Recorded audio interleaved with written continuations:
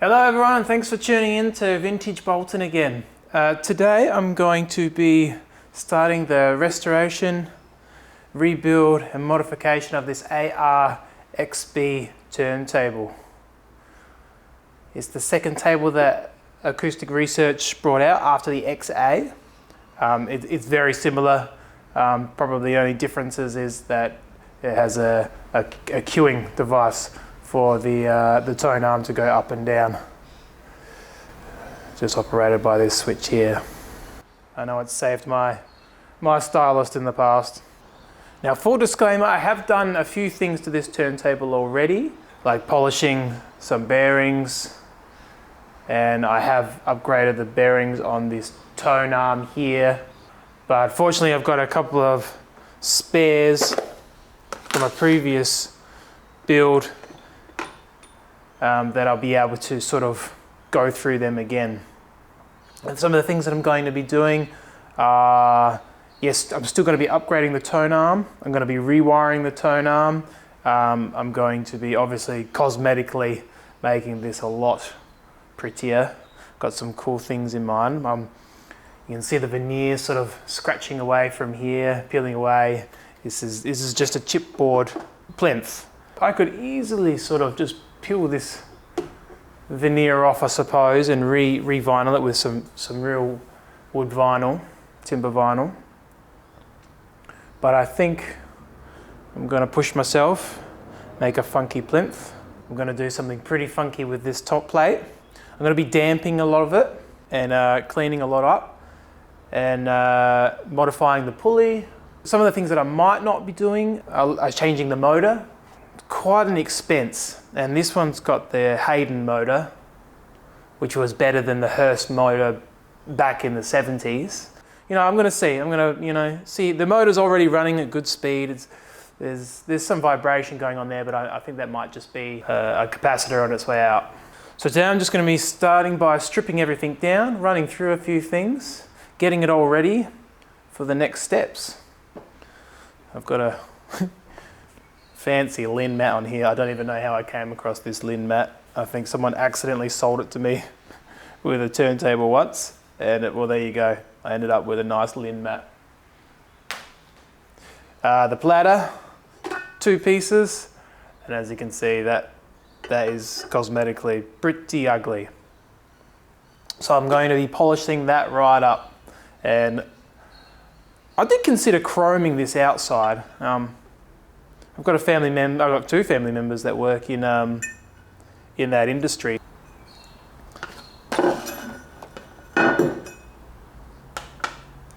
The belt.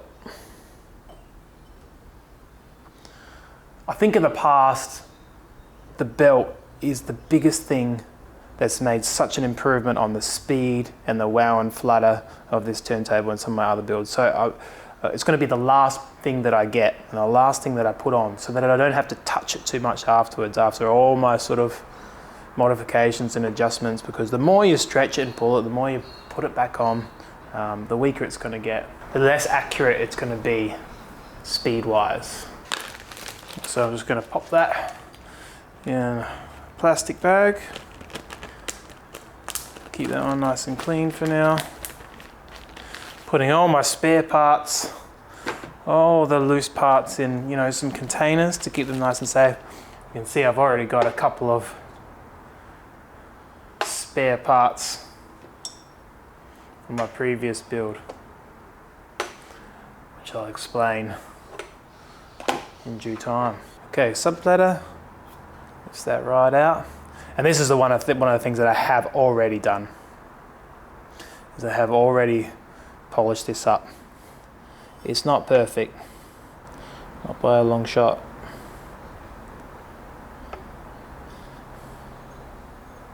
Could probably do that again, I reckon. If I had to be brutally honest, that bearing on the bottom, that semicircle. This is the sub chassis underneath, that's suspended on the springs, and this is the pulley. This is one of the things I'm going to be modifying, sort of like I did with this practice run from a previous build. Filling up these cavities with something like epoxy or plasticine, adds mass and dampens it. Pull that off. And I have already polished the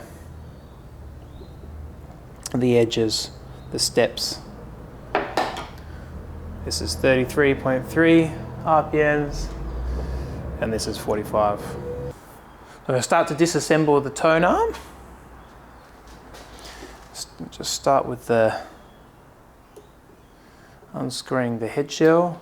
That's another thing that I've already got is a new head shell. This one came from Pat's Audio on eBay, but it's already got a Shure M75 EM, which is a great cartridge in itself. Nothing wrong with that at all. I've got a few different options that I might be putting on. Aside for now.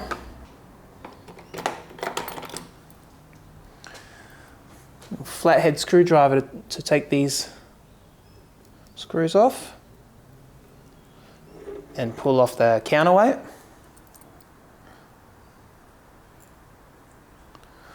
Put that in there. So what I'm going to do is I'm just going to hold that on there, make sure that that's in the Tonearm rest. Turn this over here. And this is where the Tonearm sits, the Tonearm bearing, and the wires come down here. See, and they're so fine. Very, very fine. I'm just going to snip them as close as I can.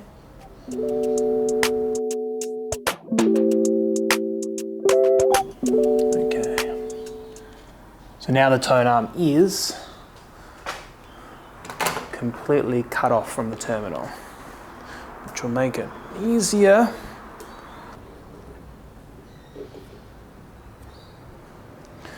And this is the Tonearm.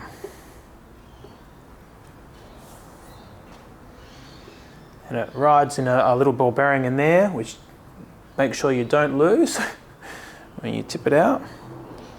That's the shaft and the bearing. I'm going to leave it assembled for the meantime, and then, in the next episode when I fully rewire it and upgrade it, I'll go through that step by step. Okay, this is the cueing mechanism. They will generally get very dirty over time, and just going to unscrew that, put that over there,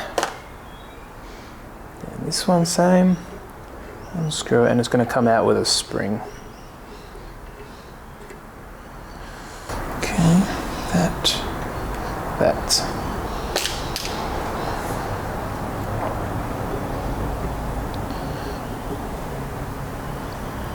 Pulling that out. It's not too bad. And I think you could say it's pretty dirty at the moment. It's actually not too bad, apart from the dust. The top plate's just got a couple of scratches on it. Could easily touch that up with some hammer-tone black, which is hard to get solid black. The ones that I've sampled before all have a grey tinge to them. So I could tint it with some more black, but I'm actually going to do something out of the box, so to speak, with this top plate. It's going to be quite funky, and I'm going to make this whole thing look more personal to me.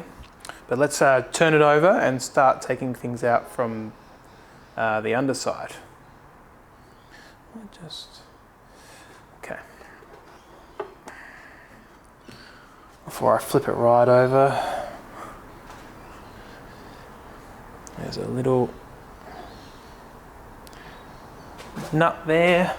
Just need to unscrew that, which is connected to the ground wire. The ground wire is usually connected to this point on the sub chassis, and then grounded, summed at the terminal.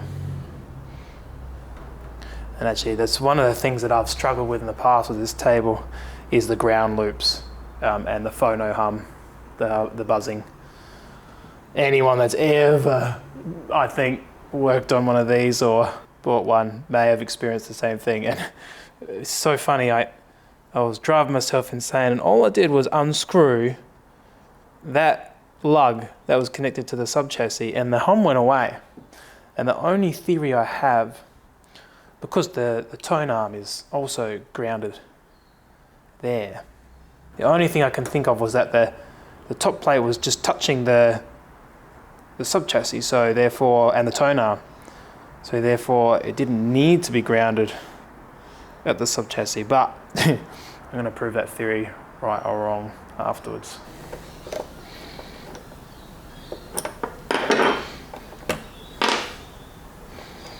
Careful not to lose these things.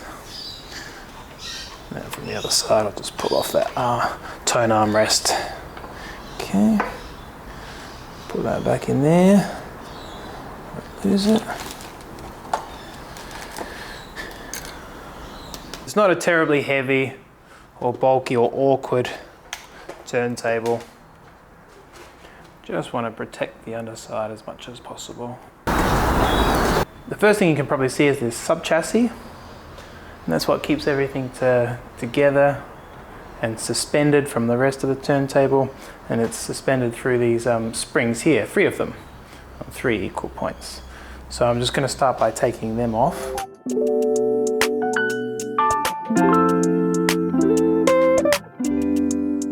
So one of the things that a lot of people like to do is replace these springs, upgrade them with Lin springs, which you can get from a couple of places, like Vinyl Nirvana. But the last time I got them, I just felt they were too stiff.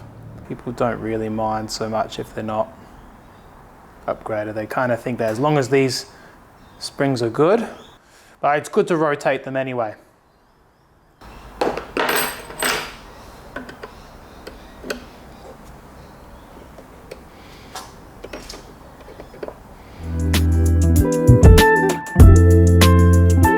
Good idea to take some pictures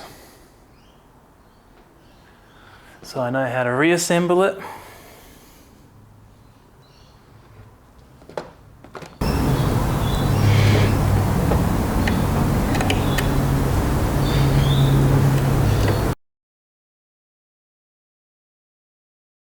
Now that that's detached from that, I can lift that out. And that is a sub platter. Pretty greasy, pretty yucky. This is sort of like an old dried up washer that would have just stopped the oil from coming out. It is hard. I mean, I have no idea how I'm going to get that off. I mean, it's so rock solid. I mean, you don't want bits of it breaking off and falling in there. It wouldn't be the end of the world if I couldn't get rid of it, but we're going to try anyway. So we'll put the sub platter aside. And now it's time to take care of getting all this wiring out. Anyway, let's get rid of the terminal block first. But I'm going to be replacing them with RCA female adapters, which will allow me to use whatever RCA cables I like, wherever they sort of are positioned, wherever the turntable is sort of positioned in relation to the preamp. And a lot of these wires are sort of taped on and stapled on. This is the motor capacitor. This is the one that you usually need to change. This is the start capacitor. That usually nothing's going to go wrong with that. That should be fine. But this is the one that can change value. And then you might have noticed that every time you turn on the turntable, you switch it on, you get a bit of a pop, and that's what's causing that. It can also, if it's gone bad, cause some unwanted vibrations through the motor.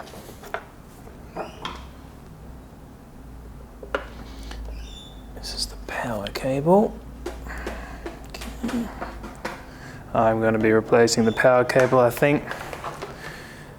Don't It's only a matter of time before someone breaks these, so why not?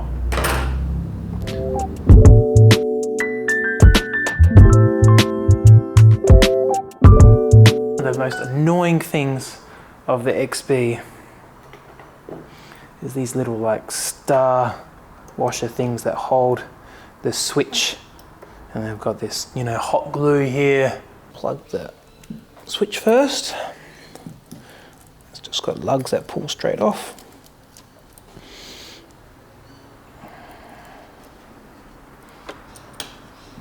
Two lugs there. Comes off pretty easy, no soldering required there. Let's unscrew this motor.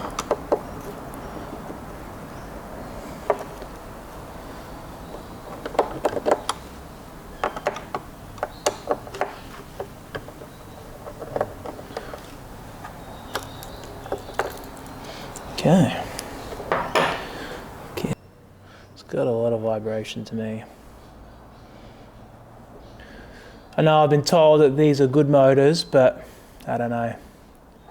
Very hard to service as well. This old Hayden motor.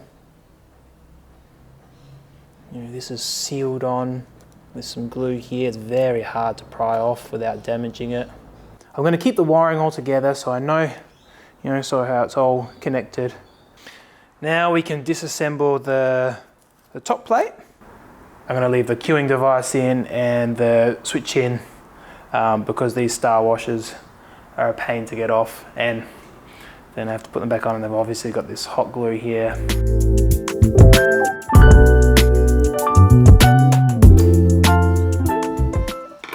Alrighty, and that will just lift out.